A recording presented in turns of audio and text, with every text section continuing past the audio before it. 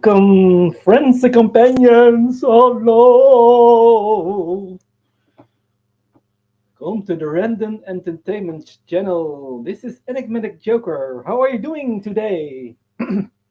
So, sci-fi fans meet on this channel for fun chats about their beloved books, movies, series, and franchises. We also talk about food and drinks, music, and sports. Random because we will discuss everything that involves entertainment, including movies, series, books, and music, and especially Doctor Who. Random because we will broadcast on non-fixed times, actually on many different times. You need to subscribe to this channel to know what time the broadcast is.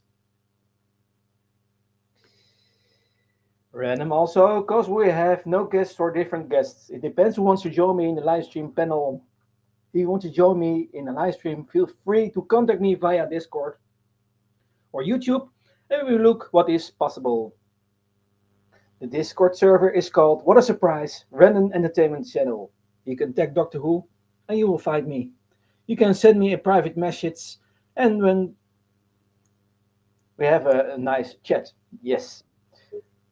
Today we are now in the end, almost at the end of the series of the companions of the third, and this time the companions of the 13th Doctor, namely Graham, O'Brien, Ryan, Sinclair, Ken, and Dan Lewis. We can also discuss about the fact Jack Harris was also companion, but we have discussed him in the ninth Doctor companions live stream. I think is as much it already said some things about him, Jack Harkness. So if you want to know more about the companion Jack Harkness, I recommend you to listen to the companions of the Ninth Doctor live stream. By the way, there are playlists on my channel. You can see a nice playlist about the psychological profile of the Doctor. It is a personal of the Doctor series about the different incarnations, and also we now have a playlist about the companions of the different incarnations of the Doctors. So today we are arrived at 13th Doctor. So about more commercial tomorrow at the same time, same place. I have a 10th Doctor Who story called Tooth and Claw. So if you want to join, feel free and relax.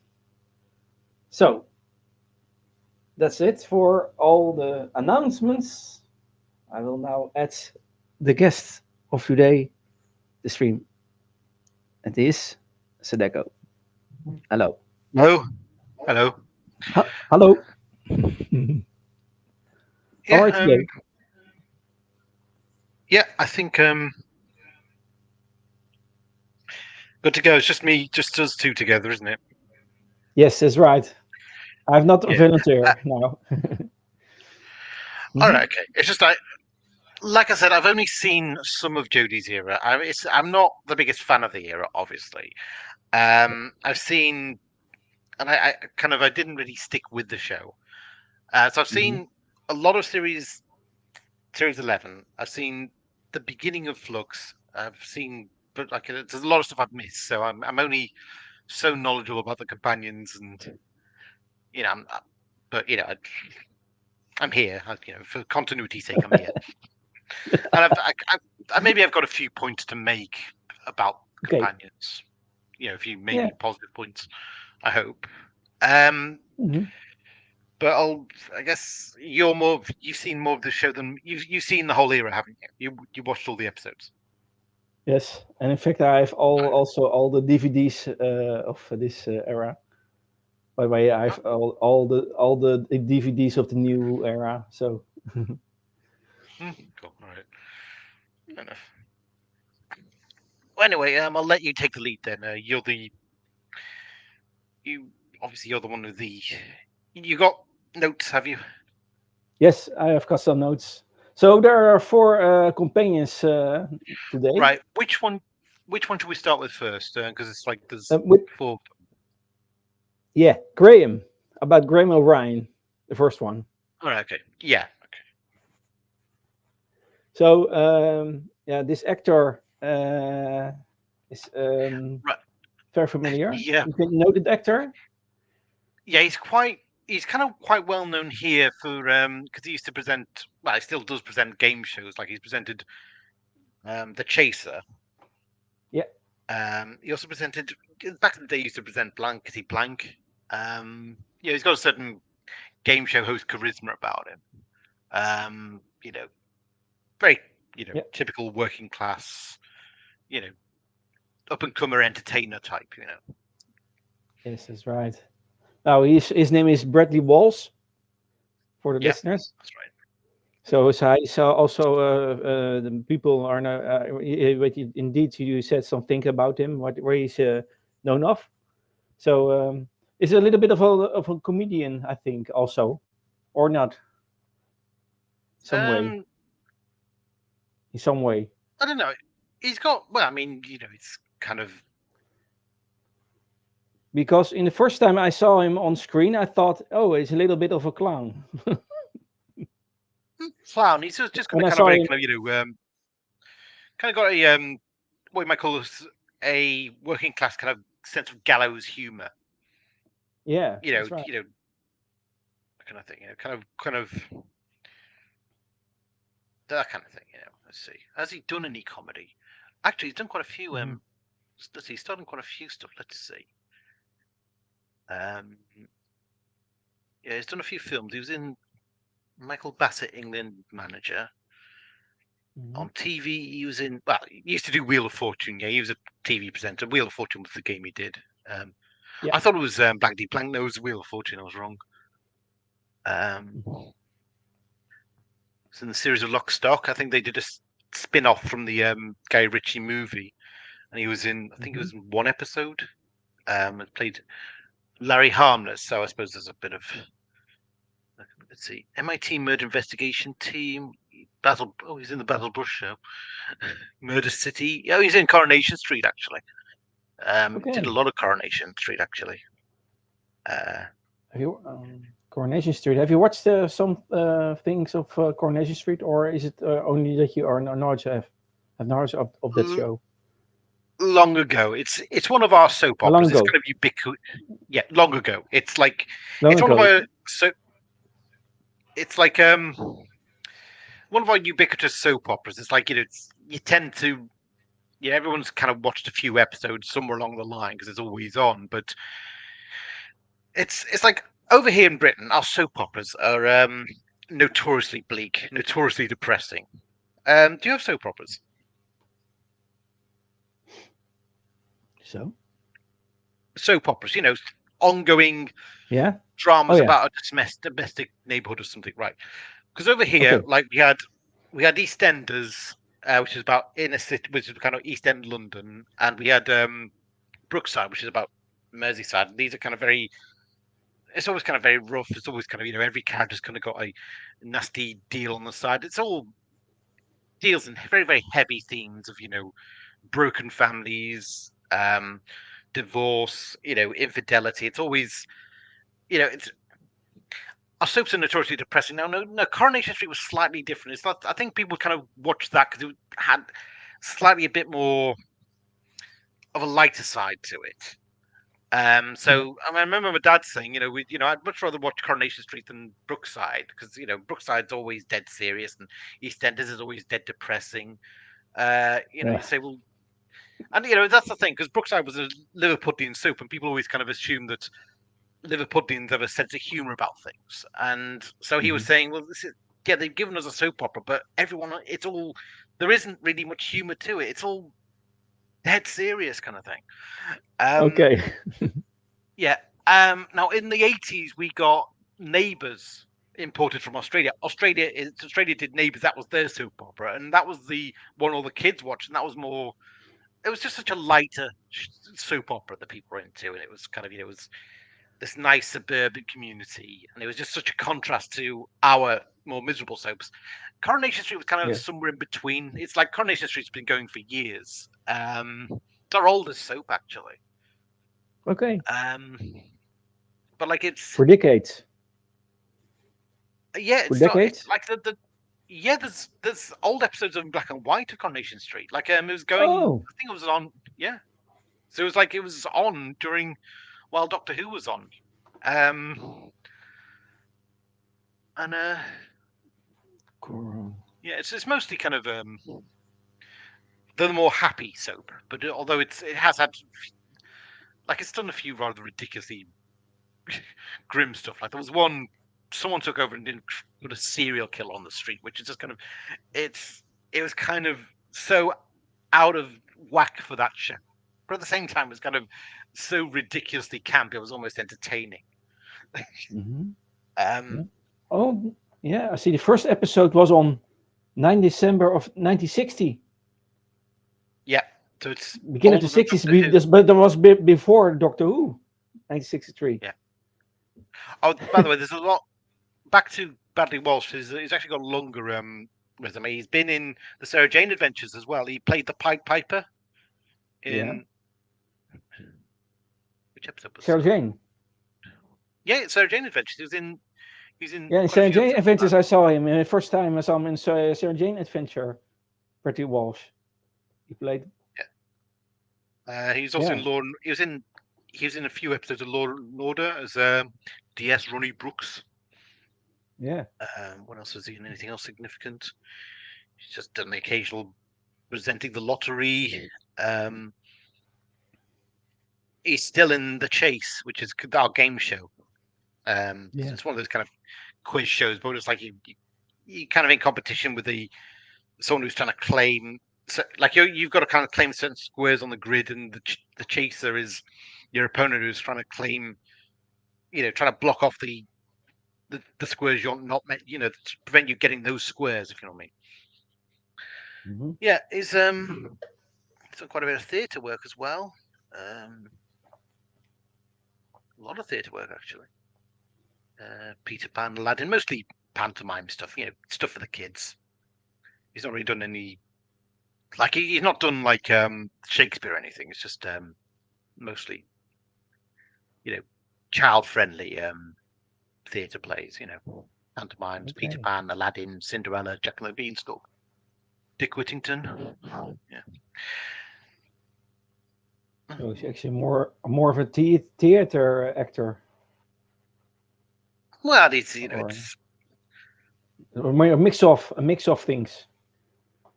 well the thing is I think if you're a TV actor, famous TV actor, and you do a Hmm. theatre play or a pantomime, then the audience are kind of more inclined to go see your pantomime because someone famous from TV is in it. I mean, even back in the day, John Nathan Turner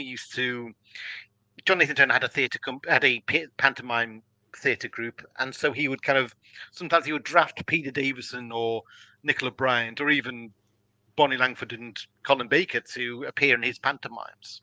And so Oh yeah. that was the selling point of from TV's Doctor Who, come and see them live on stage. They're doing this pantomime. Oh yeah. Yeah. All right. Oh, it's very nice to hear of the things about this actor, so we have an idea of what he is capable of, what he has done in the past. So we see him on screen by Doctor Who in the 13th Doctor era, the personality of Graham. So there are some things about him, and maybe you can add some things about it, but we will see. Yeah.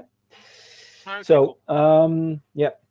So first thing that Graham believed in is that if you wanted to know something, you had to just ask a bus driver. That's one of his things. So he was You know what that always means, worried don't about rushing to danger. Yeah. you know what that Yeah. means, don't you?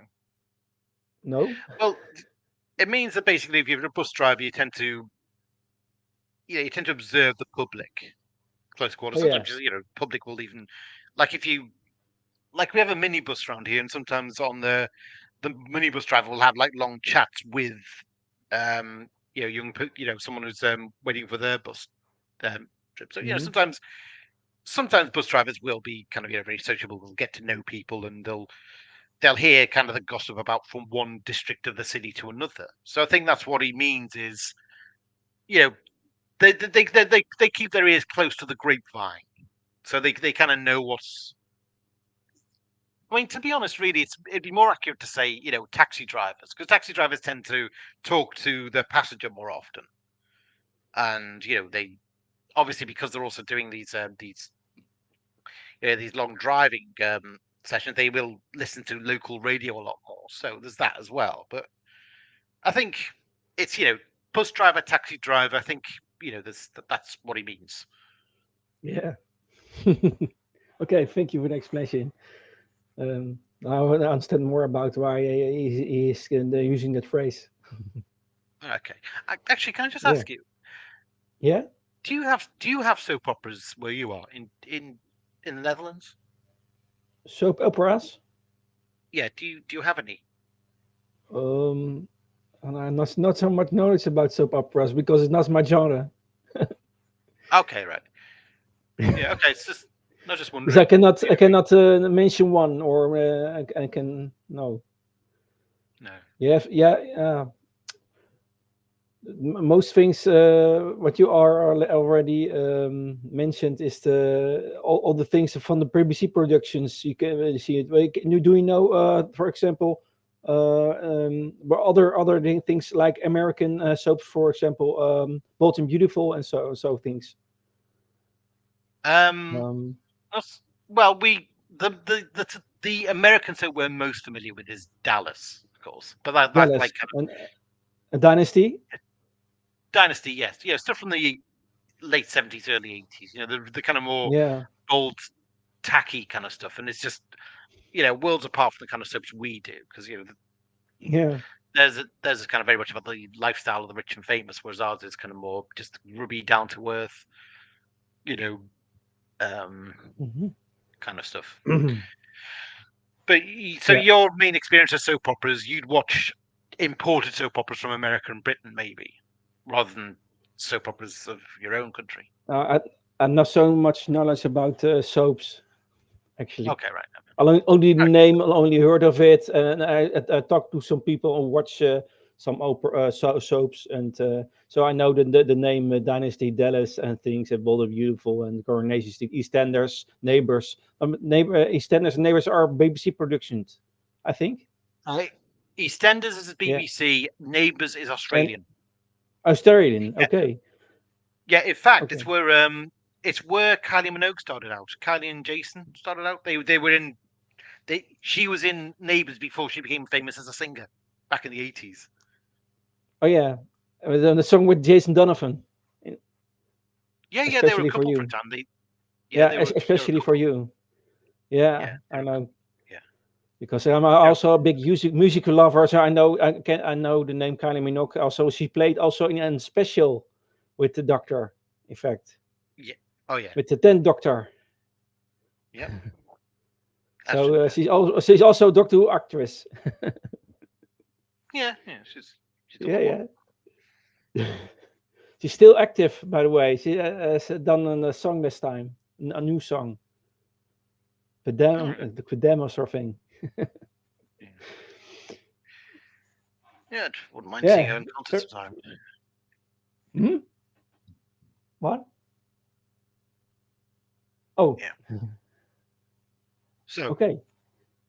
I think it's very nice to talk about the things we talked about. So indeed. Yeah. that's why we call it entertainment channel. We because sometimes we can talk about other things during this topic. It's not it Indeed. doesn't matter. Yes. It makes it very nice. All things because it is very enjoyable to talk about more things. So we have now more picture of Bradley and also of soap. So it's very good to talk about that. It's very enjoyable. Indeed. Yes. Yeah, yeah. So more about Graham is that there's some he seemed upset and hurt that Ryan, that is Ryan Sinclair, there's some connection because he has a relation with the grandma of Ryan. Yeah. Graham So formed a relationship. Right. Okay. yeah, Graham formed a relationship with Grace, and I believe this was yeah, sometime after Graham had had a kind of he'd had cancer, and he'd gone yeah, into chemotherapy, Yeah. And I think he was given a bleak prognosis. He was told he probably wasn't going to survive, but he Yeah. did. And I think that's when he met Grace. And Yeah. because he always said, there's that elation of, well, I thought I was going to die. I'm not going to die. And, I've got the rest of my life to look forward to. And he had his mind on, I'm going to spend the rest of my life with Grace. He's fallen in love with her very instantly. It's very quickly. Yeah. Hmm. But she has a grandson called Ryan, and as we'll get into with him, Ryan has Yeah. father issues, but Hmm. he's not quite ready to accept Graham as his grandfather, as his real grandfather. Graham is Yeah. he's not quite married to Grace yet, so he's not even officially Ryan's step grandfather yet. Right. Yeah. And Ryan's kind of very quite cagey and guarded and says, "Well, I don't really want to consider you grandfather. I don't really want to bond with you." Like Graham wants to bond with him, but Ryan's a bit kind of doesn't quite like him at first. Yeah. And so yeah, it's like you say, Graham's very disappointed about that. He feels like he wants to be liked. He wants to have a place in Yeah. Grace's life, and he wants to get on with. He wants to. Yeah, because obviously, if he want, if he like, if he's in love with Grace, he wants what's best for her. Yeah. He wants to be able to, you know, he wants what's best for her. He wants what's best for the people she cares about, and obviously, she cares very much about her grandson. He wants to help any way he can, basically. Yeah. So That's that's right. Yeah, that's exactly that is the relation between between Graham and Ryan. In fact, during the whole season series, yeah, and then in the beginning he refused to call him granddad, but in the end he was elated when Ryan finally referred to him as such. So in the end, there was a deeper relationship between the two. You yeah. can I see it mean, during the whole season. In the beginning, it was a little bit of yeah, surface, but in the end, it was a deeper the relationship between these two. yeah, I'd say so. Well, So, but that's I'd, during all during the series, you see the adventures. You see some growing in relationship between them in the end. well, you Yeah, definitely get the sense they've broken the ice by the end. yeah, It's like they give each other that fist bump, but just kind of like fist bumps are a youth thing. And at first, Graham's kind of trying to be a bit, talk to Ryan's, because there's a generation gap there, of course, as well. Right? Graham's very, an older man, and Ryan's obviously, so there's that generation gap, and I think Graham's trying to talk on the youth level with Ryan, and he says, "Well, what's the hip thing that you know youth do? Is that they fist bump?" And so he tries to offer a fist pump. It's just like a handshake. It's a modern handshake, but it's a kind of a fist pump. It's a bit kind of a blokish thing here in Britain. Um, but Ryan's like, "Nah, you're good." But and then at the end when they defeat uh, what was his name? Zimshar, the yeah, tooth monster at the end. That's when yeah, they fist bump each other. And, it's almost like it feels like they become a team by now. So it's kind of they formed a camaraderie through the adventure, I think. So yeah, they've broken the ice between them somewhat, I'd say, by the end. yeah.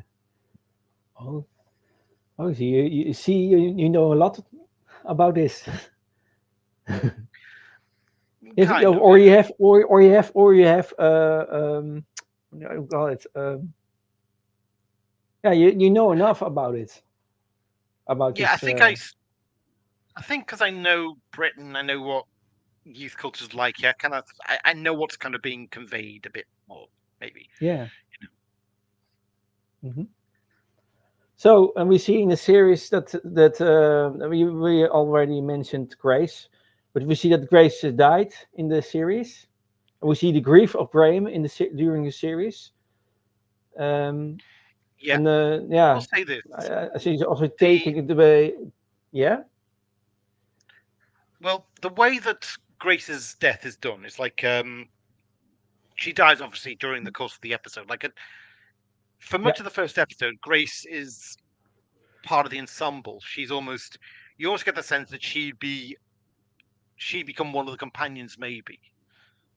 Hmm. But she dies as she does, and when she dies, the first reaction we get is, of course, Ryan, because Ryan's vlogging on his computer, and he tells the story of how his nan died, and he's grief stricken, and he's sharing this story with the world, kind of thing, with its online following.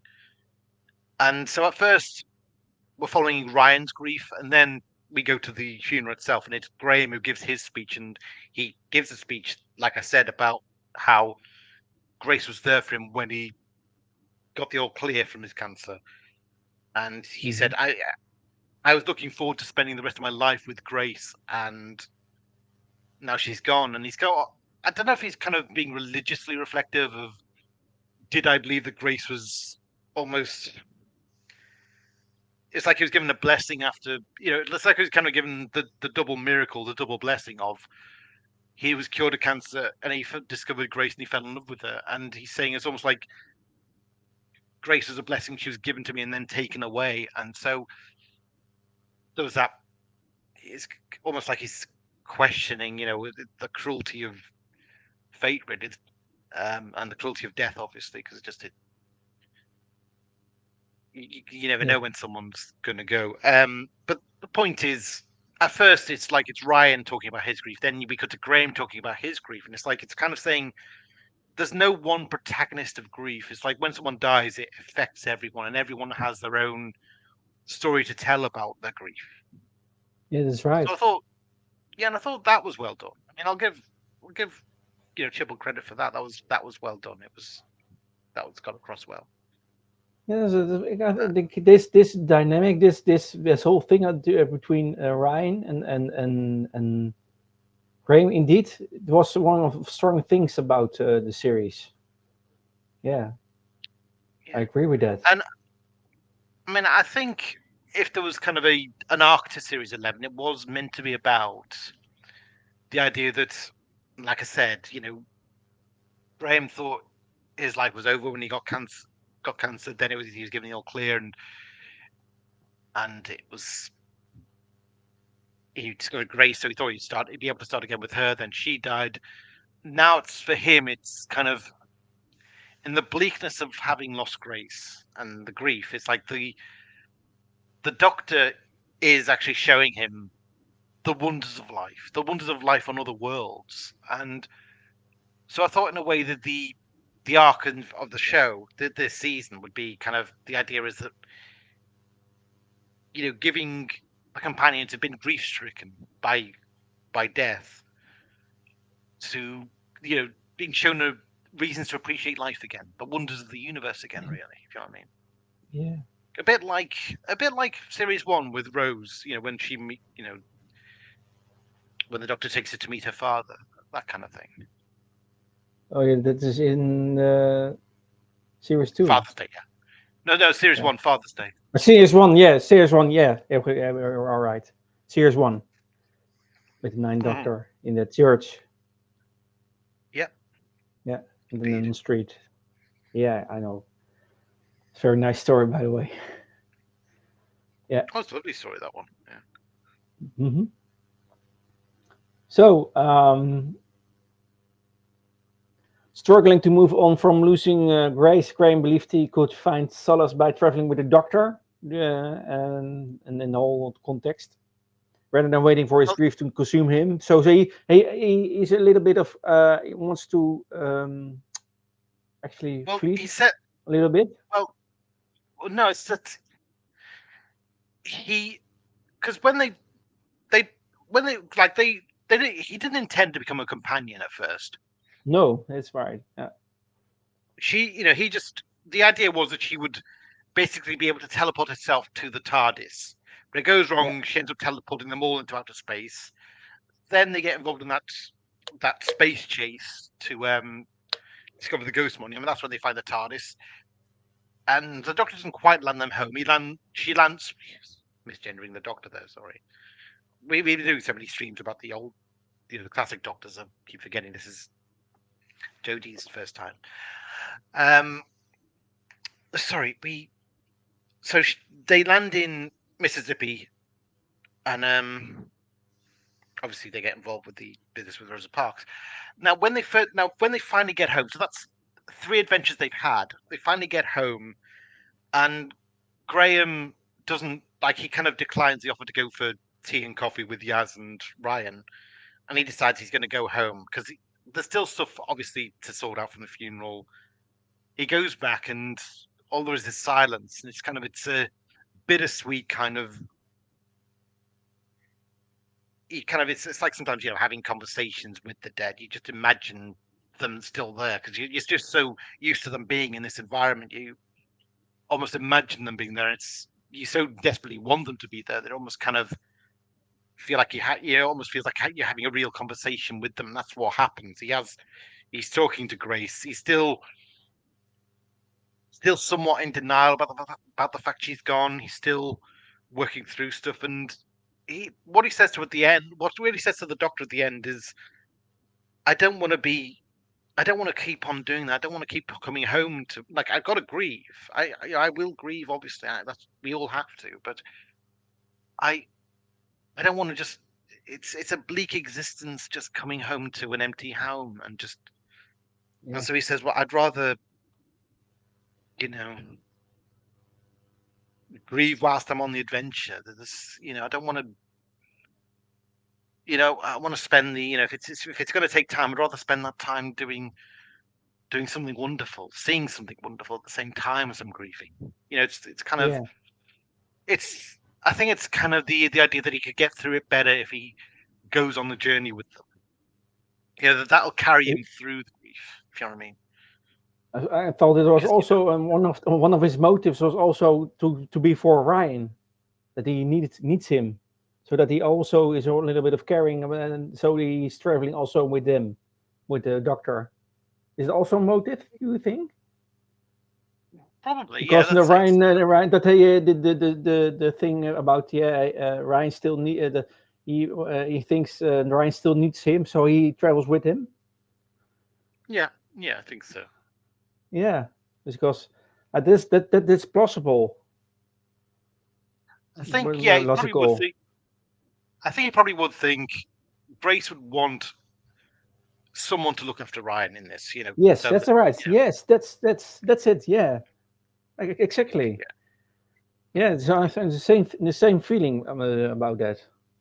Yeah. hmm, yeah, There's one point in the series that the game was so distraught with losing Grace that he resolved to kill Tim Sa. Already mentioned Tim Sa earlier in this live stream. But so he was yeah. merely allowing his emotions to overcome him when facing the stanza. So, however, when finally given the chance to kill him, Graham chose not to, and desiring to be the better man as he believed Grace would have wanted. So he overcome his grief there.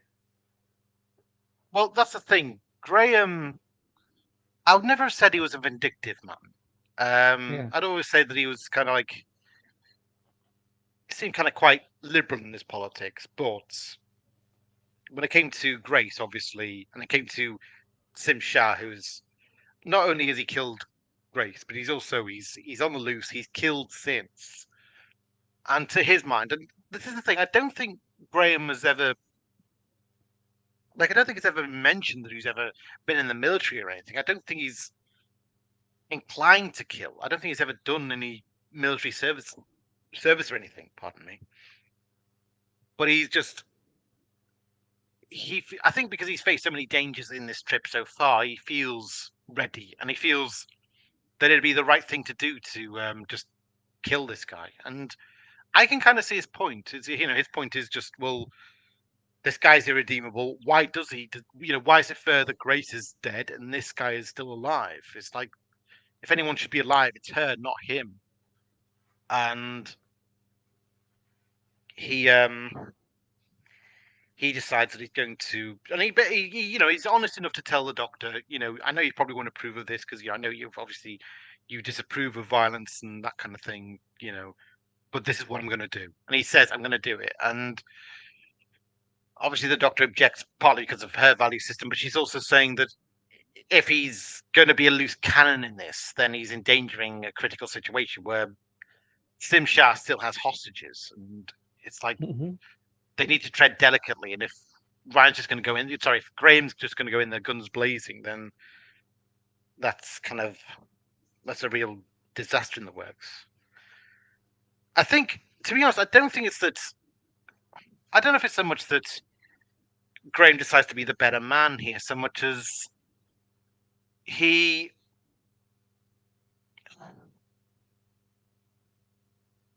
he thinks that. Well, to be honest, in the end, he decides that death would be too good for Simshan, so they both put him in this stasis pod. They both, tell him to think of, we're doing this in the name of grace. You're going to be stuck in the stasis pod for the rest of Yeah. time, and I want you to remember the person you killed.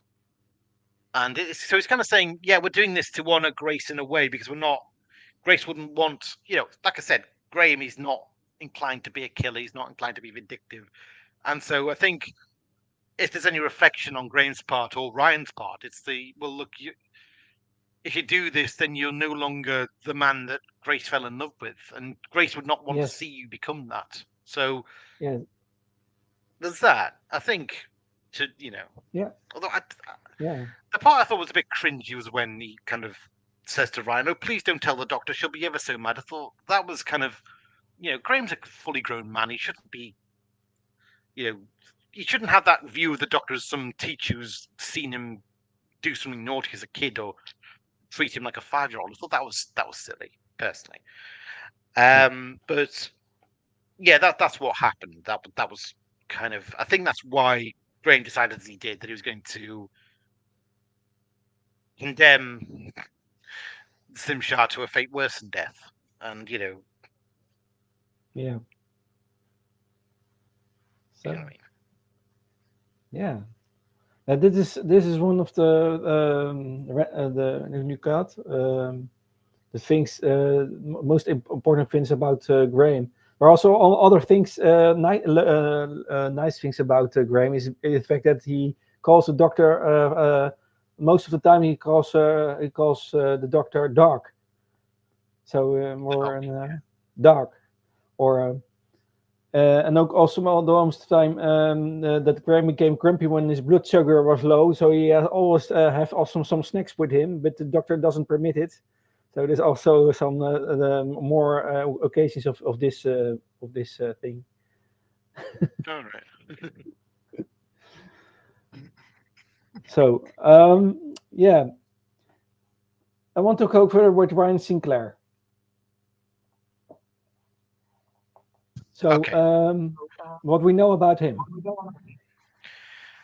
Well, the first thing we see him doing is trying to ride a bicycle, and he's got About the, dyspraxia, yeah, dyspraxia. That is a little which bit kind of of, a nerve system or so, a coordination disorder or something. well, in his case, it affects his coordination. Yeah, I mean, he's but to the point where he's not very good at bike riding. He's also not very good at ladders. That's the other thing. Like there's a bit in the Ghost Monument where he's presented with a ladder that he has to climb, and he pauses because he's. I think it's two things. First, he wants to get to grips. He wants to. He's not used to using ladders, so it's the coordination issue. Plus, it's also I think it's meant to be that he's also experiencing a sense of vertigo brought on by what happened with Grace because Grace fell to her death, obviously. Um. So yeah, then so yeah, that's the main thing. They're trying to Graham and Grace are trying to talk him through learning to ride the bike, learning to get used to cycling, and to a degree, I think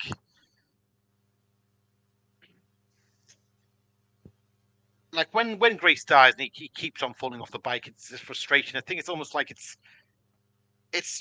kind of it's the condition, but it's also the grief. It's the grief has meant it that because grief can make it very sometimes make it hard for you to function. It's like metaphorically, grief can be like a boulder that's in your way and you can't quite get around it. Eventually, like you're gonna stumble. So I think in a way that's kind of obviously the grief demoralizes him to keep on trying,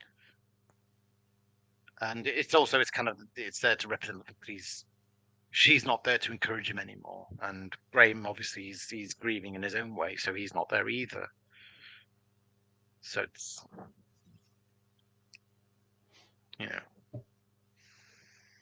so that's the main thing we get to know about Ryan is that is his condition, I suppose. Force condition. Yeah. So yeah, there are all the other things. Ryan was an empathetic person, often being the one on Team Tortoise to reach out and talk to the people they met to make sure they were okay, and would listen when his Tortoise teammates needed to vent. So he's a little bit of a good listener, in fact, also. Yeah. I mean, it's like when they land on Kablam. Yeah.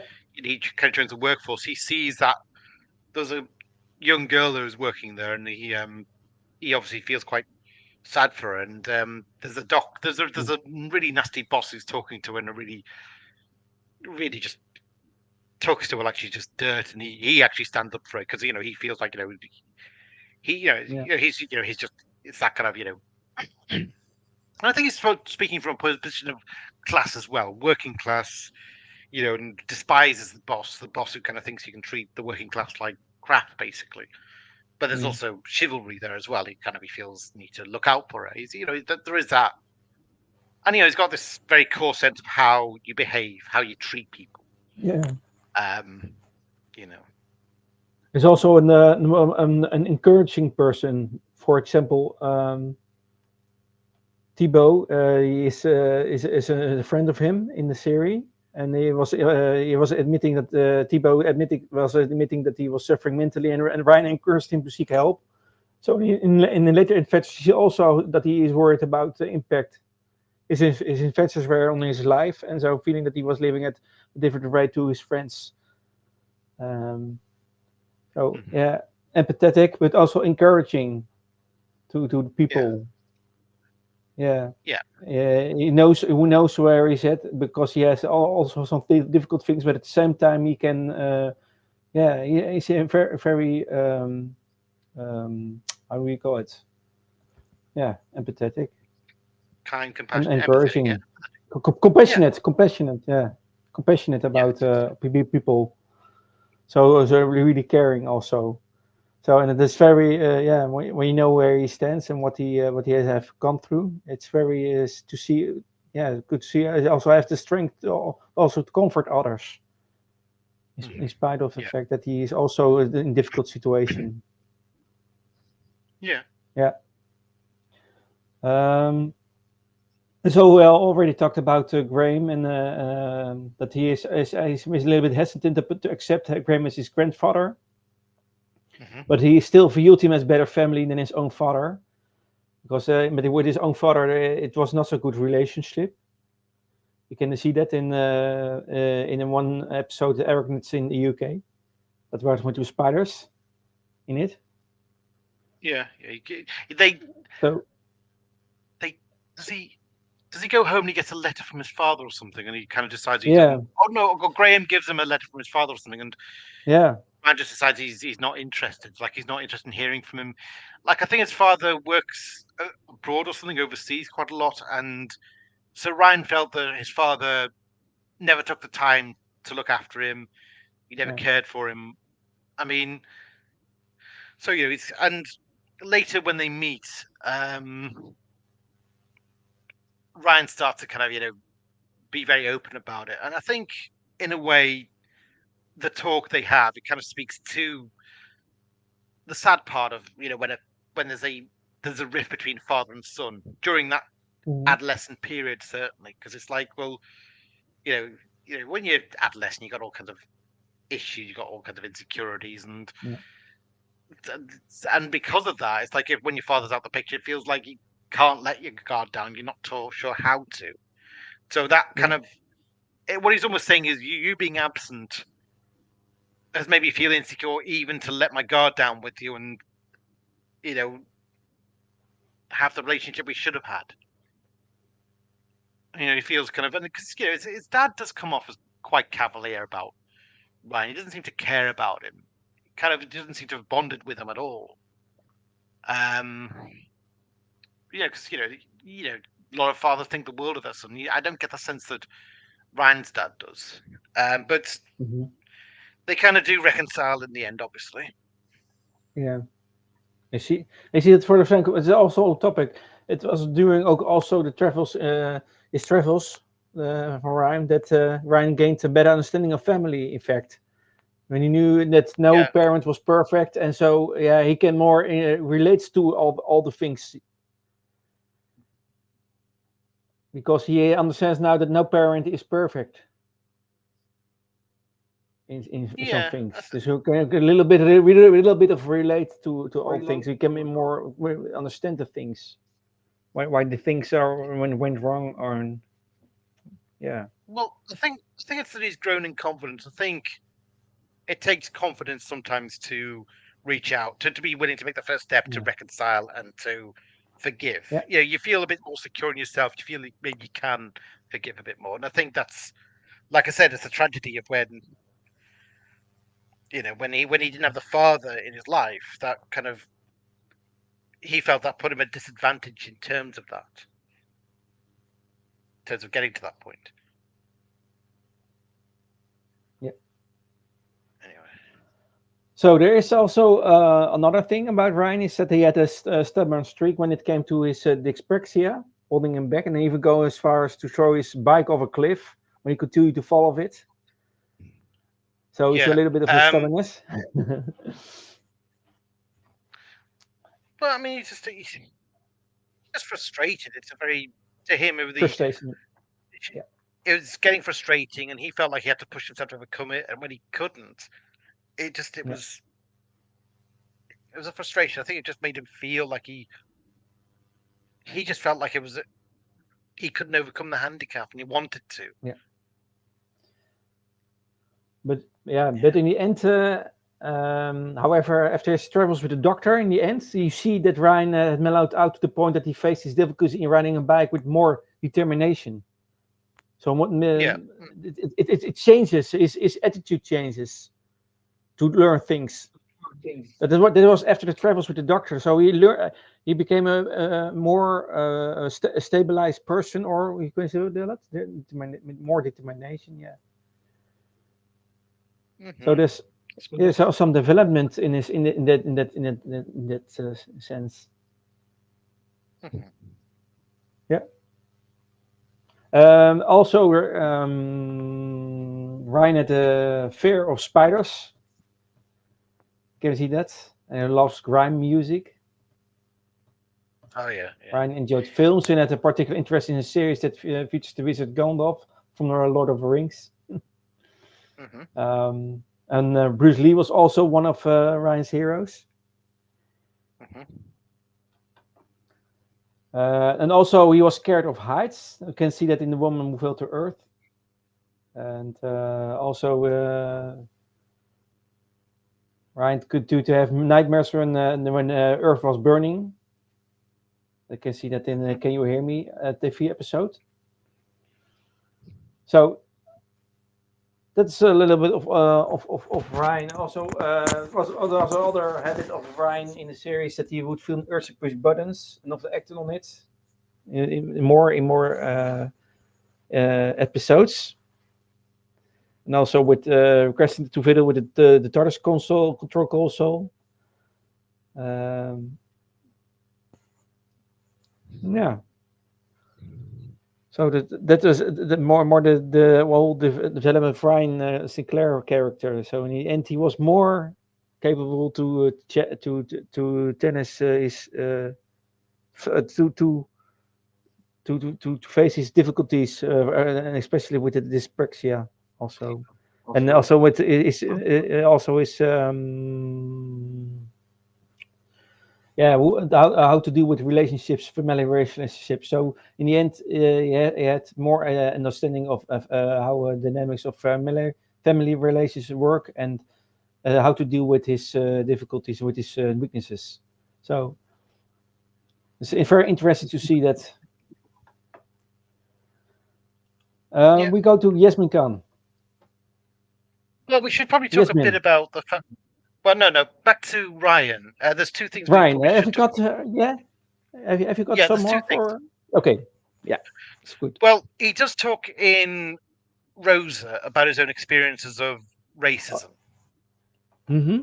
and he's because like in some ways being back in like in the deep South in America during the time when the Ku Klux Klan was active, and the population was still really violently racist, and he kind of when he lands there, he acts as he normally would. He sees a woman who's dropped a scarf, and he does what any decent citizen would do, and he kind of goes to her and says, "You dropped your scarf. Excuse me, ma'am, you dropped your scarf." And her husband just punches him, and it's like he was kind of approaching her as in a very kind of streetwise way of being an observant member of the community, being kind of communal, and talking to her like an equal. For that, he's got punched for trying to talk to her like an equal, and obviously that obviously makes him fuming. Obviously, but this is just the cruel law here. It's the social contract about it's basically practically an apartheid system, and he's threatened like the guy threatens to kill him basically, Mm-hmm. because that's just how violent and nasty the time was.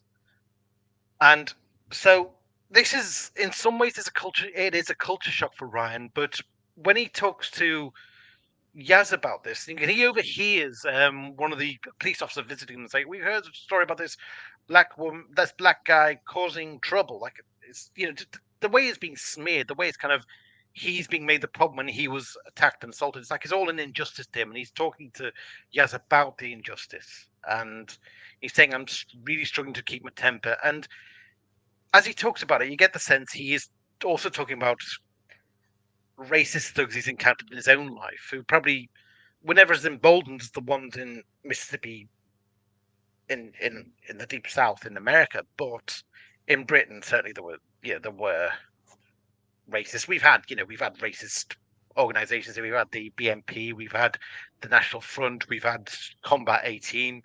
They were a really nasty bunch.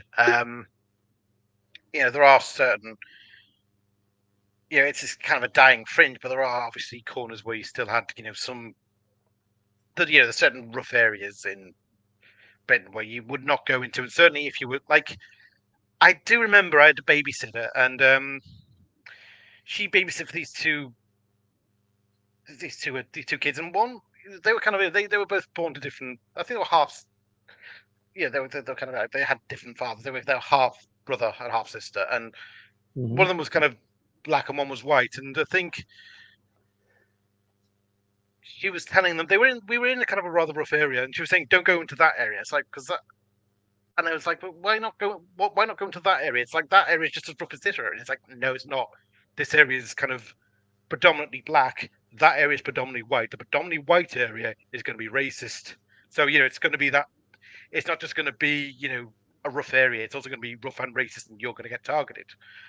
And so it's like there was still in certain areas of the country and in various regions of any city, there's going to be a racist contingent there, and there's going to be racist thugs. And Ryan was talking about how he's encountered that, and he also has a bit of a complex about the police, the fact that he feels he's been singled out by the police when it comes to stop and search, because Mm-hmm. of the way he dresses, because just because he's so there's that, and he is saying that he remembers Grace trying to advise him not to react, because and it's that whole thing of he knows that a lot of these thugs, they want to provoke you into reacting, and so that they can and she's saying, don't do that, don't sink to their level, don't give them an excuse to prosecute you or anything. And he's kind of come back to a time where that's more in effect than ever, and he's kind of talking to Yasmin about it, and Yasmin talks about the fact that she's been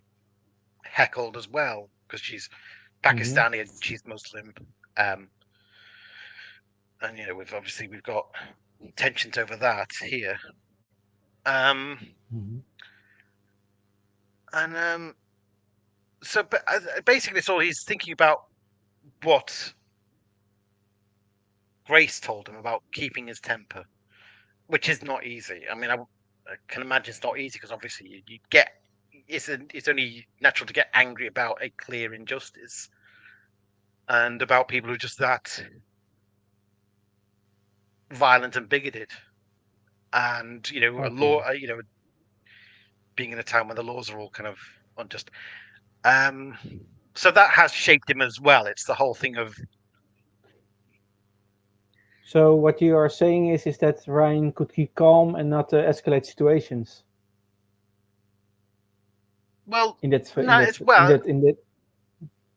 it's more that he's had to learn the hard way that Yeah, that not to rise to antagonism. It's not so much that he's calm about it. Obviously, he's angry about it, but I think he's learned to be angry in a productive way rather than a way that plays into the hands of the person trying to antagonize him. And I think by the end, in fact, by the end of the season, and this is the crucial bit, it's when Graham wants to go kill Tim Shah, yeah, and Ryan is the one who's actually trying to talk him out of it. And at the time, I thought, well, why wouldn't Ryan want revenge as well? But I think Ryan has kind of decided otherwise. That well, no, that's not what Grace stood for. That's not what my nan stood for. And yeah, yeah. I tried this time. Tried this time for the chat. They were all okay, shit like Jody was. Chips got right side. He's a super body. Yeah.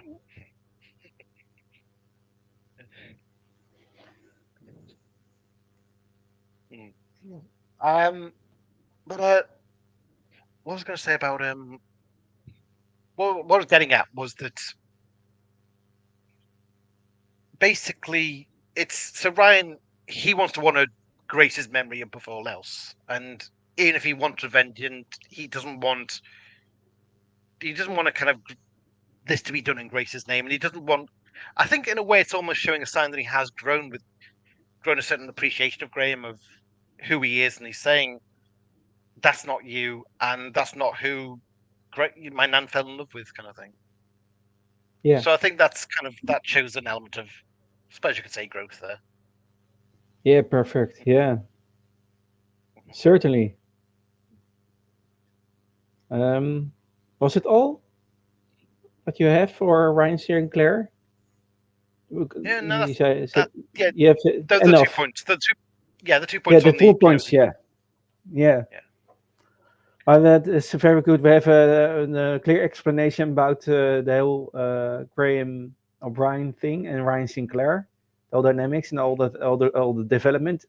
So shall we now continue to Yasmin Khan? Yeah, might as well. Yeah. So Yasmin is a very another different character in comparison to the other companions. Yasmin, we see in the first time she the first thing that was very obvious is that she is ambitious and very outwardly confident. Well, I don't know if it's so much she's Um, ambitious as that she feels like she could probably do more. Like she's joined the yeah, police force, she feels she can do more. That's a bit more challenging and adventurous, shall we say, than what yeah, she's doing. And what she usually does is just basic yeah, traffic disputes. yeah. You know, that's all really. But at the same time, she It's was aware that at the same time she was also aware that she still had much to learn. So she viewed yeah. every day as a learning day, and yeah, Mm-hmm. also she was also very naturally curious, never failing to leap through into unknown. For example, in Precious and Timeless Children, we see that. So Sorry. she wants to take the challenge. Yeah, she was never failing to leap through into the unknown, in the unknown.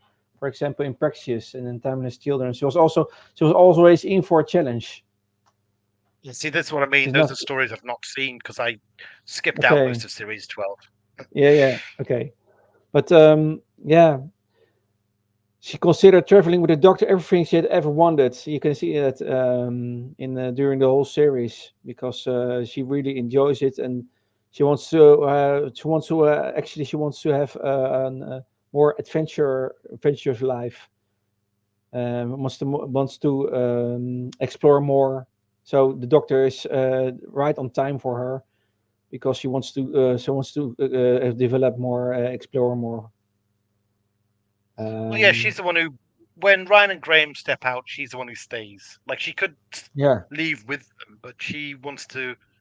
She's not ready to. She wants to carry on with the adventure. And after um, Revolution of the Daleks, because she was kind of stuck on hoping to see the Doctor again, and she didn't really want to leave the adventure behind. Really. Mhm. Um, she also says for her job as a police officer Hmm. because we seen her in the first time we seen her in a police uniform. Yeah. Um, and also, we see some other correct character things about that. For example, she has a strong will. Strong will. Um, I got the sense she could be a bit. and I got the sense she could be a bit yeah, immature, if you know what I mean. yeah. And for example, or is it Well, more feeling about it about the whole character? Is more feeling or yeah. your Well, there's impression or two. your impression more your more is it more your impression or Yeah, it's like there's two scenes. There's one scene in particular in Rosa when she's kind of trying to, like, the point is that they've had to, like, basically Frasco has come back in time to try and sabotage the event where Rosa is on a crowded bus. And she basically takes a stand to she's not going to be moved. She's not going to give up a seat for a white passenger, and so that's the event, of course, that leads to, her big kind of her big stand, her iconic, historic stand of I'm not going to adhere to this stupid apartheid law. Mhm. Um, well, segregation law. I think it was called segregation there rather than apartheid, but it was kind of same difference, really. Um, but so the thing is, Rosa's doing she's a seamstress. She's kind of trying to do a repair to Jodie's coat, and Yaz is nagging at her to leave early so they can get the bus. But Rosa is very perfectionist about her job, and so basically Yaz kind of nags her out of there. Come on, don't you think you should go? And it's like I kind of watched that thinking that's a bit kind of that's rude. That's going to annoy someone. It's like you don't hurry someone out of their job that way. It's like that's. It seemed like she didn't quite have the. Like I know what she was trying to do, but she didn't quite have the. It's almost like she lacked a sense of what's appropriate, and what's an appropriate way of getting, manipulating the situation to lead to Rose getting on that bus. Um, so I thought, yeah, there's that I thought was kind of immature, and also when she goes back in time to meet her grandmother in what was India, but it's kind of became partitioned into Pakistan. Um, she meets her grandmother when she was a young woman, and learned she was about to marry this Hindu man, and she kind of gets very kind of bratty about it. She feels like she's been fed a lie about her family history, and she's not shy about saying you're not supposed to marry him. And it's kind of remember watching that thinking, no, she hasn't quite got the sense of what you're supposed to keep close to your chest if you're time travel. You're not supposed to say this. You don't, think it through before you say it, if you know what I mean. And yeah, so I thought that's kind of stuck out to me that she's a bit immature. She's a bit, speaks off the cuff too easily. she doesn't really think things through. I feel that's what I mean. Kind of Okay. like I think Um, like for me, I feel like Rose or even or Clara would probably know how to play that situation, how to kind of be careful what they let on, and Yaz kind of isn't. okay, but yeah, because I had also some one thing about yes is that see some similarity with Clara Oswald, and that is in the fact that yes began thinking and acting like the Doctor, Um, and well, the she had this thing of what would the Doctor do. So I think, yeah, see, I don't know. I think kind of Clara wanted to ape the Doctor. Clara wanted to be as good as the Doctor. Clara was very yeah, ambitious. yeah. That was her kind of Also, like Jess by the way also no, some no, ambition. no, So no, no, not quite the same. I don't sense it was quite the same with Yaz. I think with Yaz it was more a case of. I what is think the with Yaz it difference was more then? she. I think she idolized the Doctor rather than thought that she could be the Doctor. Okay. Because when she writes on her she basically writes on her hand this line, "What would the Doctor do?" And it's like she's come to rely on the idea of the Doctor as her confidence, kind of a confident guide in life. This feels like she kind of. So I think like it does seem to come to a point where Yaz is very insecure about things and what to do, what she's supposed to do, and what would the Doctor do is her kind of way of thinking. Well, it's almost like trying to consult a spirit animal in a way. Kind of well, because there is actually a book called "Feel the Fear and Do It Anyway," and I think Mm-hmm. that's what Yaz's philosophy is. Is well, I've got to do this. So how do I do it? Well, I'll think about what the Doctor would do. So I think there's that kind of idolizing. So I think Oh yeah. she idolizes the Doctor, whereas Clara, I think, was arrogant enough to think she could be the Doctor. Okay. She was ambitious enough to think I can do that. I can do that. I Okay. can, I'm. Whereas Yaz is Yeah, kind that of, makes sense. Yeah. I'm not sure what to do. I'll try and follow the Doctor's lead for what is the way to do this. Mm-hmm. And it's so yeah. I think Yaz was a kind of a bit of a big ball of insecurities, and it's not quite clear where it came from. But obviously, we see some of her backstory in "Can You Hear Me?" that she was bullied as a kid and that kind of thing. So that plays its part, I suppose. Yeah. Mm-hmm. Hmm. Yeah. Also, we see also some skills in her because she has some. What I already mentioned it was that she is a police officer.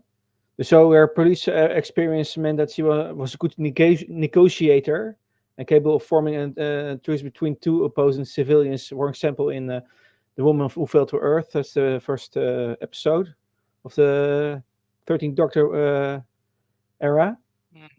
So she was a little bit of trained to help and provide the support and she was also skilled Mm, in helping calm people by reassuring them of something they believed in already. So she has a little bit of a little bit skills from her job at the same yeah, time with her it's just insecurities. yeah. Like I said, those moments of immaturity. That's where I kind of those were moments I thought I've had police skills that deserted her in this, kind of thing. It's like she didn't Mm-hmm. seem to carry them through with her when she's Yeah, off duty. I don't know. yeah. Anyway, Yeah, it's a little bit of a mixed feelings companion, or it's not yeah, I'd say so. a little bit of extremes, I think. And one time you think she's very sure, I don't know, but another time with your explanation, you see also in her needs some things of unmaturity. So there are some imbalances. Yeah, it's kind of. Yeah, I mean, I do think. Conclusion is that some imbalances, or is it Um, not the right word, or the thing is, just they were a bit consistent in how they wrote. I think they'd kind of they Inconsistent. started inconsistent. Yeah, they kind of started with a Yeah. an idea of her, and then they kind of wrote all this backstory of her late, and suddenly decided, oh, she's this insecure figure now. It's kind of to a degree, I think it was similar with Clara. I think she was similar with Clara in that regard. Actually, Clara, it felt like different each week. She was almost different. She was written differently. Yeah. Like something else was suddenly a short truism about her that was never a truism before. If you know what I mean. But do you That but do kind of you thing. think that the character of Jess Khan is most that this character is most inconsistent because of the writing, Well, or more? I feel like do feel like to a degree, the more you write a character, the more you get to know them, and the more you write them in Yeah. certain scenarios, the more you get a sense of them. And I feel like problem is, I don't think they ever quite did that with her. I don't think that was the approach they took. I think they. This is an EastEnders thing, by the way. That sometimes they will take a character and they'll kind of lump issues on them, and it'll suddenly feel like they're not quite the character they were. They've almost been turned into a a kind of almost a figurehead for an issue, if you know what I mean. They become Hmm. an issue-led character. Like that's what happened with EastEnders. I feel like they kind of they turned the Mitchell brothers into, you know, they had all their insecurities, and back in the day they were just these cool, wide boy types. You didn't need to know that they were had struggles with their father or anything. They were just kind of the cool guys on the block. But it feels like I think they wanted to do issues with. They wanted to tackle issues, so they gave Yaz issues. If you know what I Hmm. mean. So I don't think they kind of. That's what I feel. I think that's kind of how it's done, how it is. If you know what I mean. Okay. But Yeah. I mean, you have to understand. I've missed a lot of her eras, so I don't know. I just know that the what I saw of Series 11 and then Series 12 kind of, I saw kind of a dichotomy between the, how she began and how she ended up, and if you know what I mean. Yeah. But anyway, I can't really explain it better than that. Yeah. Just, So, I think it is very clear what you are saying. yeah, okay, right, good. Yeah. So it's Yasmin. Also, some skills of Yasmin. She proved capable of martial arts. You can see that in the Survivors of the Flux, including swordsmanship in the Legend of the Sea Devils is a special, one of the three specials. Does Uh, it ever explain where she learned those skills? no, no. Okay, right. Maybe she did some Okay, I get advanced. the point. I Maybe get the point. I get the point. no, I mean maybe she did some advanced jujitsu as part of her police training course. Because I think to be a police officer, you got to have a certain degree of combat training. Come to think of it, Yeah. probably got to have to know how to deal with knife crime, that kind of thing.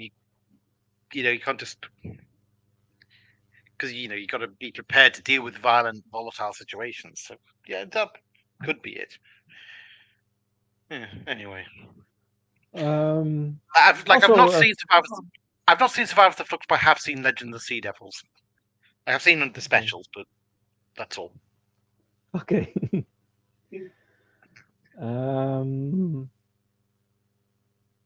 Also, thing, and that is one that is very rare. Um, she's one of the companions of the Doctor is who became an experienced co-pilot in Doctor Stardust. It is also with Clara Oswald a similarity.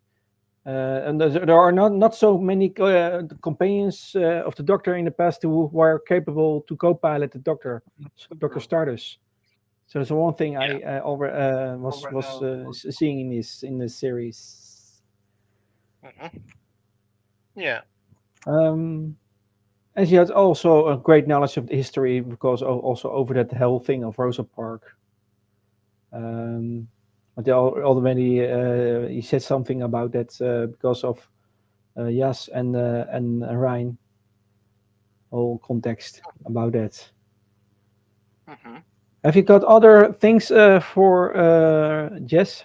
Or if that's it, we can go to Dan Lewis. Um,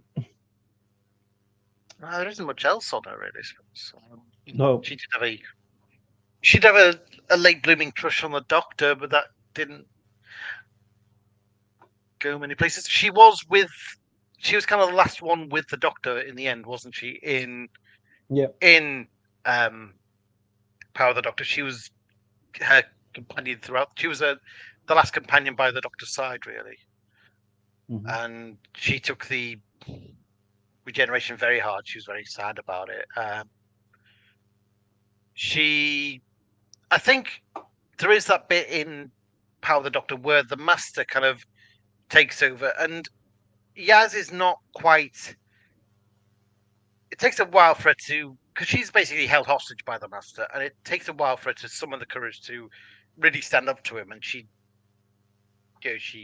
shoves him, and she determines she's going to put this right. It's like, the situation's hopeless, but still gonna, she's still determined she's going to put it right. And yeah, that's the thing. There's still that a late Yeah. blooming determination to save the Doctor, and she, yeah, that's the feeling she's formed an understanding with the Doctor as well. And when the Doctor needs to go it alone for the last part, really. So there's that as well. Yeah. Um, yeah. Mhm. Was that it for yes? We can go Um, to Dan Lewis, or is there another thing about Yasmin Khan? um, well, we've already covered the thing about going back in time to meet her grandmother, and Hmm.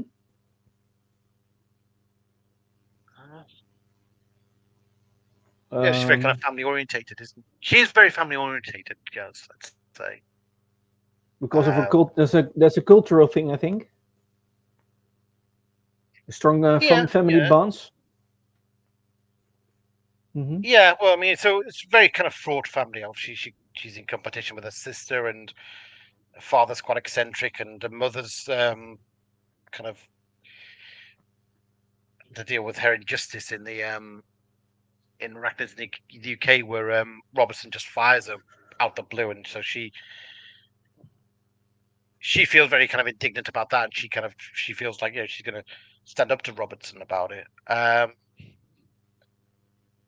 And when she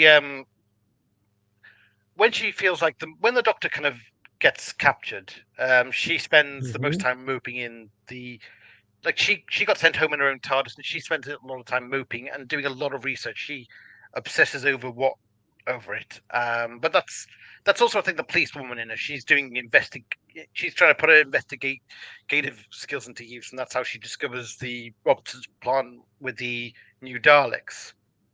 Yeah. And so there's that as well. That she's got that kind of quite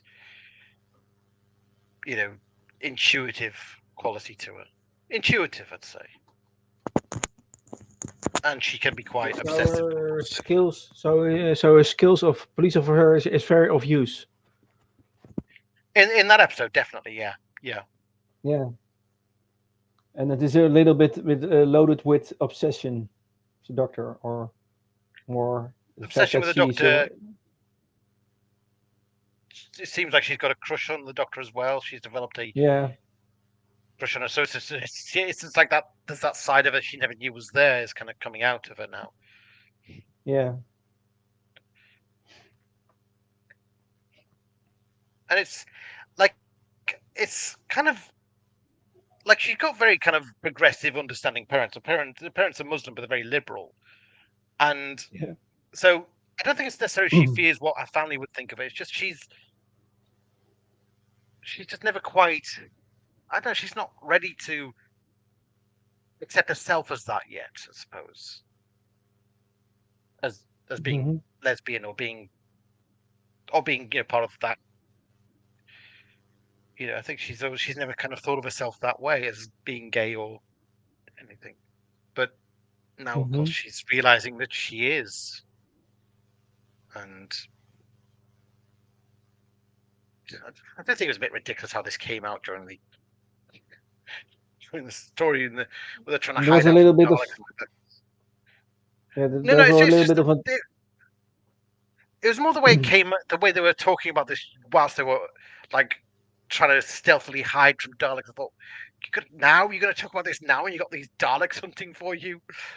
It's like, yeah, I thought that was a bit silly, but anyway. Yeah. Um, you can say that there was some, you could say it, tension between the Doctor and Jess. It was an A attraction, but little like it was kind of attraction, but also with, we call it in English, tension, or obsession. yeah. For both of the, more it is more, for both I of, think for his own, it how was can un, you it was explain it in English? it was unrequited. I think the Doctor was kind of I don't she didn't I realize don't how know. much Yaz kind of idolized her. Um, I think it was unrequited love. It's when you kind of she feels that strongly towards the Doctor, but the Doctor doesn't feel the same way back. The Doctor just sees her as, well. I think the Doctor almost sees her in kind of it's like mothery, daughterly way, if you know what I mean. Mhm. That's my take. That's my how I read it. Yeah, Yeah. but actually they don't, they both don't know what to do with the feelings. Well, I think for the Doctor, it's just a case of the Doctor's been through the emotional complications with Rose before, and I think doesn't want to go through that again, really, and Yeah. with Rip as So well. And is it sort of a protective shield, in fact, for the Doctor to not, to let the feelings, dominate her? well, I think it's this realization that the Doctor's always going to be at a remove from humanity to a degree anyway, and so there's only some. Um, she can only meet the humans at a certain halfway point, and a relationship is not something she can really have, I suppose, with a human. I mean, Hmm. Yeah. that's why. Yeah, Okay. So that's already good to mention this dynamic in the series. yeah, Yeah. Okay. It's also good to mention that. There's also a similarity, by the way, between Graham and Ryan and Yes, and that also dealing with some family problems or dynamics. You see some background story about this tree. In fact, with family related is. yeah, And you see the struggles. We see also the how they deal with all the struggles. So that is for the case for Graham, also with Ryan and Yasmin uh-huh, during the series. It's yeah, also very good to see that, to mention that. yeah. Um, is it all for Yasmin now? Have we got more, or shall we do now then newest? I think that's. Well, I think part of the family thing was that she was there with her. She got to know her grandmother, and she bore witness to the partition of India, and I think that's kind of what's given her maybe a bit of a stronger sense of family history of just she saw it live happening. What happened between her grandmother and her husband to be, and how his family were torn apart because of his brother got radicalized. Her brother was this kind of radicalized Hindu who's just really intolerant of Muslims, and so Oh yeah, that's TV story, Demons of Punjab. Yeah. That's Yeah. so she kind of sees what it was really like for her family, Mm-hmm. Yeah. and she sees what could have been and what was, you know. So I think that's kind of it's that she got to know her grandmother as she originally was, and so her thing was about decoding a family secret because she was given that watch, the broken watch, and she finds out in the course of the story how the watch got broken. It Mm-hmm. got broken. Yeah. Yeah. Uh, Oh, okay. I see some. I suddenly see some things. Also, in the series is that with the case of Rosa, the story of Rosa, and also with Demons of Punjab, there's also some similarity in the thing that there are some cultural things in influence of on the person, the cultural influence. well, yeah. I mean, yeah, because I think that's the point. Is that I think because her grandmother was kind of open-minded about the idea of mingling across kind of that religious divide from Muslim to Hindu. I think it kind of and she'd seen kind of the extremism of the separatists on both sides. Obviously, the fact that her, the man she loved was murdered by religious Hindu extremists. I think it's kind of that's where Yeah. she. I think that gave her grandmother the core sense of, well, look, we have to move past that. We have to be, you know, her grandmother's very liberal in that regard, and I think because obviously she's seen how illiberal societies can be, and I think so that's how it's kind of what her mother's like as well, and so I think it's kind of how Yas was raised as well. So I think she kind of gets a sense of. I think it does give her a sense of why her family is the way it is, I suppose. But maybe that's part of the issue is that she could say that she didn't realize how deeply complicated it was with her family, and the more she knows, the less she feels like she kind of it's almost not so much disillusions, but kind of it makes her question the things she assumed about her family before, I suppose.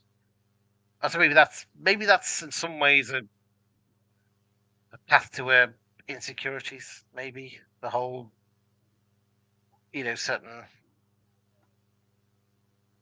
you know um, it kind of makes her question her roots. Maybe I think Mm-hmm. because she realizes she didn't really know her roots like she thought she did. Is it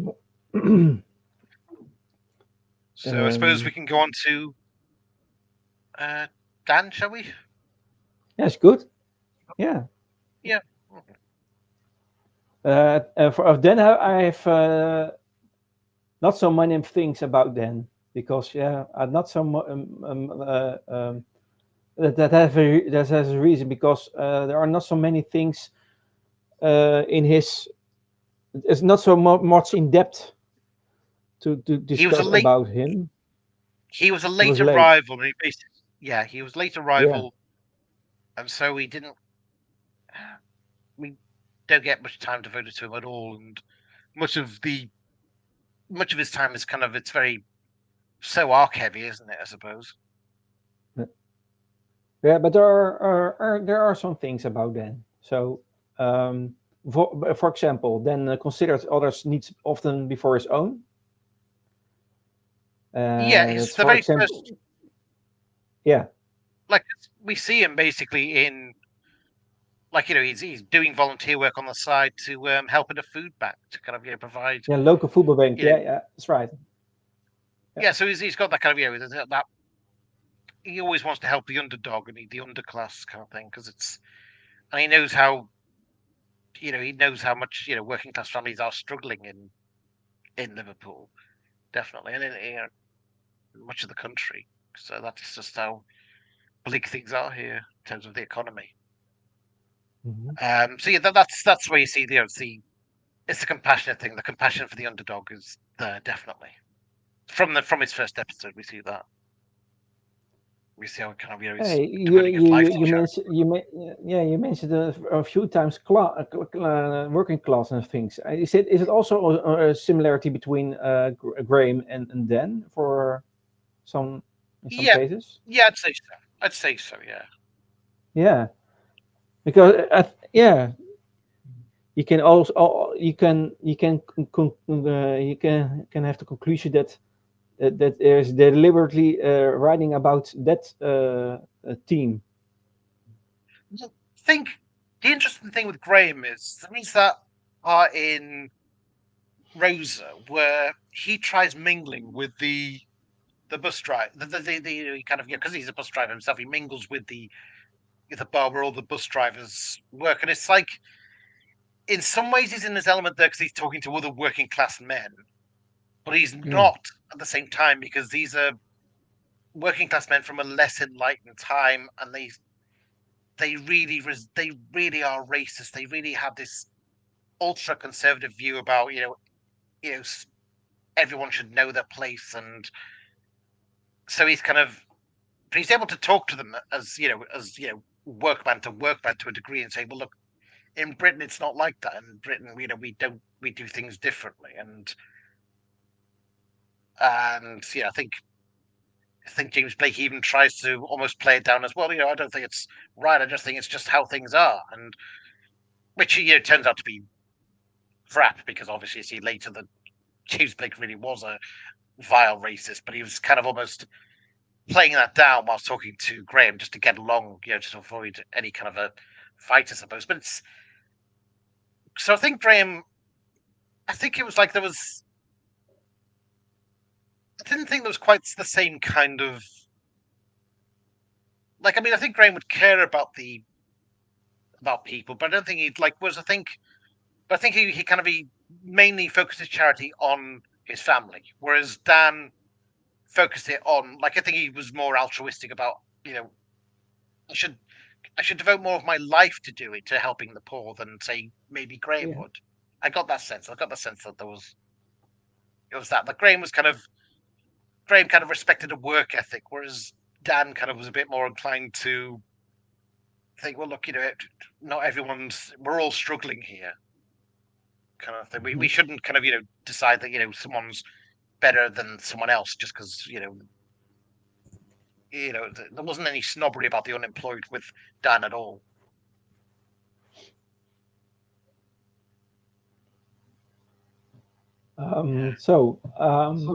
another thing is that Liverpool was central to Dan's identity, and he knew much about the city and felt strongly about his rivalry with Leeds. And he even distrusted Jasmine Ken, at least in jest, for association with Sheffield. He was too close to Leeds. And it is similar reaction when he found out that he arrived in Manchester in Evil of the Daleks.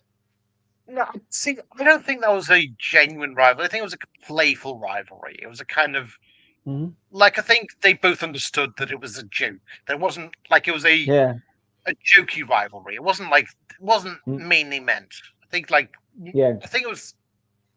I don't think either of them. I don't think he took it seriously as a kind of. I don't think it was seriously distrustful. I think he just kind of. mm, It's something he liked to tease her about. I think it was a teasing thing, a yeah, banter thing. yeah. At least That's that's the right. impression I got. Bear in mind, I Yeah, missed a lot of the stuff though. But yeah, yeah. Another thing about Dan Lewis is that when he faced with the unknown and then tended towards quick, rational conclusions, had no trouble asserting his reality. And so he reasoned that when an adult trick or treater should not be given candy, that Carvanista must have been acting in costume and should leave his home. And later, when faced with the reality of Carvanista's spaceship, that he must have captured Dan in particular for a reason. We see that in Halloween Apocalypse. yeah. Hmm. So yeah, he's a little bit we call it um, impulsive, Uh, yeah, I suppose so. but also with rationality. He was a quick thinker. So we have Yeah, a quick action, but he also quick thinker, but also a quick action. So he can really switch between rational and action. yeah, It was a strong skill of him. You see that in the actions with when faced danger and challenges in the stories. You see that he's very quick in reacting in things, but also yeah, what mhm, is in his thoughts he can act upon. In fact. yeah, mhm, But it was also open yeah, for, he remained open to new possibilities, adapted quickly, even joking that he had friend with TARDIS, which was even bigger moments into first encountering dimensional transcendentalism in Halloween Apocalypse. yeah. And also there's some that then owned a wild sense of humor. Oh yeah. Well, So you, the main bit that comes to me, mind for me, although it's very tough scene, was when he decides to tease the Dalek in yeah, ex- in even with Daleks. yeah, and Yeah. he's kind of like he kind of is not because he's been through the time loop several times. He's kind of nonchalant about the idea. Well, I suppose I'll die early. I'll get off here. I'll catch you in the next loop, kind of thing. He just kind of nonchalantly kind of goes and teases that Dalek. Oh, stupid scene, but it was that was where you see the humor character of Dan, I suppose. Approaching kind of death and danger with a sense of humor, gallows humor, I suppose you could say. Yeah. And yeah, I've got a point also to make, but we'll come to it after you've finished your notes, I suppose. Um, Now, actually, I have not further notes of him. all right. Well, last point I suppose is that he gives up. Um, like there's just that moment where they're landing on that ship and he nearly falls off and he nearly falls into space, and that's the moment where he says, "This is too much for me. It's kind of that moment of mortality, facing its mortality. That for some reason, this was kind of the moment where he decided, no, it's too much for me. I want to leave, and so he kind of ducks out early. Hmm. He decides it's too much for him. Yeah. But the main point I think is Graham. One thing we didn't cover about Graham is that I think he's the one who decides to set up the group for companions, the meeting group for companions of the Doctor. He Yeah. has this idea. Well, let's have this meeting group for people to talk about their experiences of being a companion. And because Oh he said, yeah. because there's so much he wants, there's so many experiences he's had, and he was like, well, I can't talk about it with anyone. So I think, that need to communicate with people. And I think that's when he decided I'll set up a support group for companions like me. It's also some sort of social worker. No, I think it was more. It's kind of a somewhat selfish. Well, like Yeah. it That's the was just kind scary. of decided himself to, it was for his benefit to a degree of I can talk to people about it, but social, yeah, I suppose it was social as well. It was kind of a getting to know people who have had similar experiences and have that Mhm. connection, that kind of, Yeah. that kind of thing, And so we see all that old companions for and also Ian Chesterton. Ian, yeah, Ian's there, and he's not met the new Doctor. He's shocked to hear that she's a woman now. Oh, okay.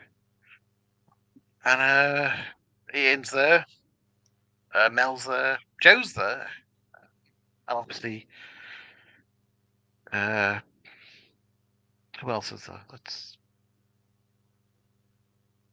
Oh yeah, Ace and Tegan are there, obviously, Yeah, and of course that's right. yeah,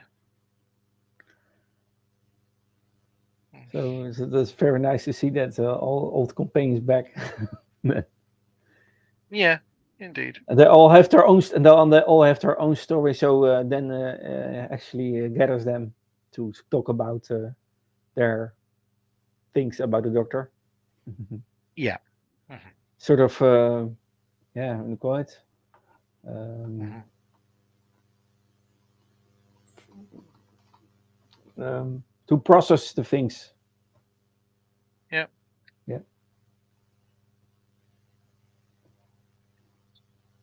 Well, Yeah. that's all I've got anyway. Yes, that's right. But because then Lewis was, well, not so many things, but the most important things we have mentioned about them. The main campaigns were Graham, Ryan, and Yasmin. I think Hmm. they're Yep. the makes was most interesting. So four companions. That was Hmm. it.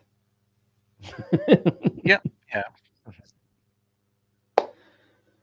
So we have discussed now the companions of the 13th Doctor: Graham O'Brien, Ryan Sinclair, Yasmin Cannon, and Lewis. Yep. The next Doctor is the 14th Doctor, but the case We've is done the we kind of yeah, done that one though. I think. Well, I I think because we covered Donna in 10th Doctor thing. I think yeah, we don't really need to do another stream on it. I don't think. I personally don't think we do. that's right. That was also my Yeah. thing. We have discussed Donna Hmm. in in a stream. That was the same stream with Martha Jones, Donna Yeah. Noble, and Wilfred Mott. We did them in by the 10th Doctor, and we also discussed Donna in relation with 10th and 14th Doctor. So we don't have to do another stream about Donna. No. So because it is a combination of the 10th and the 14th Doctor. Yeah. So actually, we are finished with this series of the companions of the Doctors, or Yeah. or, We've or we or we do some bonus about the companions of the 10th Doctor in the specials, but I don't know if that's enough for one Strice team because there's not so much detail about the companions of that specials. Or uh, yeah, no. we- I'm happy I to call think it a day I with think this one. hmm? I'm happy to call it a What? day with this one. Really. I think it's. Yes, I think I think this. I think we've completed the set really. Yes, that's right. I agree with that because we have all the important companions of the all the incarnations of the Doctors discussed. Yeah. So it was. This is a very successful completion of this series. So we have now a nice playlist on this channel about the companions of the Doctor. And in the Indeed. future we shall have the companions of the Yeah. 15th Doctor, but it is not of about yeah, we don't know when the era of the 15th Doctor is and that or whatever, we don't know when Hmm. 16th Doctor will be. I don't know. Be later So this year, I suppose. we will see. But this Hmm. this this this series is continue is yeah is for this moment is completed. But in the future we will add when 15th Doctor era is over. Uh-huh. So I Yeah. want to thank you, Sideko, for your contribution for Thanks for all having for me. all the yeah for this live stream, but also for the previous live streams about this series. Hmm. We have done first Doctor to the now to the 13th Doctor now. So Yeah. yeah, I want to thank you for your contribution. Hmm. Thank This you. is really now really now an encyclopedia for if you want to know more about the Doctor and about his companions. You can actually can or if you listen to the whole playlist, you can have some knowledge about the things of yeah, Mhm. the Doctor Who. So again, Yeah. thank you very much, and Right. yeah, I want to say to all the listeners and watch this live stream after this, or that you have enjoyed Doctor Who, and yeah, you can also find me more content on my YouTube channel. And for tomorrow, we have a Doctor Who story. Hmm. Um, Tooth and so claw. same time, same place. Tooth and Claw, 10th Doctor Yep. story. Yep. We continue with stories of Doctor Who. Hmm. Yeah. So I wish everyone a nice weekend now, and see you maybe see you tomorrow. Cheers, mate, and have lots of fun. Okay. This is Enigmatic Joker and Sadeko. Thank you all. Goodbye. Everyone.